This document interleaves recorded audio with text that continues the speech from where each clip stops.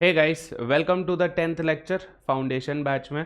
हमने इससे पहले 9th लेक्चर में देखा था मल्टीपल चार्ट्स 1, जहाँ पे हमने डिसकनेक्टेड चार्ट्स के बारे में बात किया था। यहाँ पे हम बात करेंगे कनेक्टेड चार्ट्स के बारे में। So let's get started. My name is Amit Surana. हमने देख लिया था कि मल्टीपल चार्ट्स में हमारा जनरल अप्रोच क्या होना चाहिए, एंड ऑल्सो हमने देखा था कि अगर दो चार्ट्स या ज़्यादा दिए हुए हैं और वो डिसकनेक्टेड है, मतलब उन दोनों में डायरेक्ट रिलेशन कोई नहीं है, तो फिर हमारा अप्रोच क्या होना चाहिए। आज हम देखेंगे कि कनेक्टेड मल्टीपल चार्ट्स में हमारा अप्रोच क्या होना चाहिए। तो general idea about multiple charts, जिन्होंने 9th लेक्चर नहीं देखा है, my suggestion would be to first watch the 9th lecture and then come to the 10th one. ठीक है। कॉम्बिनेशन ऑफ 2 और मोर चार्ट्स जब होते हैं, कई बार क्या होता है डेटा इंटरप्रिटेशन बेस्ड क्वेश्चन में एक चार्ट नहीं, दो या दो से ज़्यादा चार्ट दे देते हैं to get the data, right. So they could either be connected to each other या डिसकनेक्टेड। डिसकनेक्टेड मतलब दोनों चार्ट्स में डायरेक्ट कोई रिलेशन नहीं है।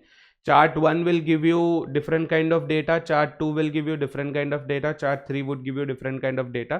You might have to use data from all of these charts। सब में से डेटा निकाल के कोई एक क्वेश्चन में लगाने का चांसेस हाई होता है, बट देन दोनों तीनों में डायरेक्ट कोई लिंक नहीं है। या ऑल्टरनेटिवली कनेक्टेड चार्ट्स में क्या होता है कि data from one chart can be used, can be picked up and used in the chart data from the second chart and vice versa. ठीक है।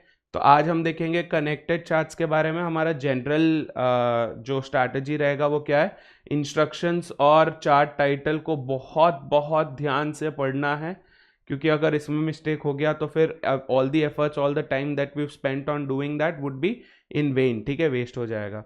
कनेक्टेड चार्ट्स में आपको क्या ध्यान में रखना है कि relation between both these charts, जो भी रिलेशन है चार्ट 1, चार्ट 2, चार्ट 3 के बीच में जो भी रिलेशन है, you have to establish it. You have to ensure कि आप सब पूरा डेटा एक साथ में अगर लिख पाओ। If there is a scope for that to happen, then please go ahead and do that. ठीक है।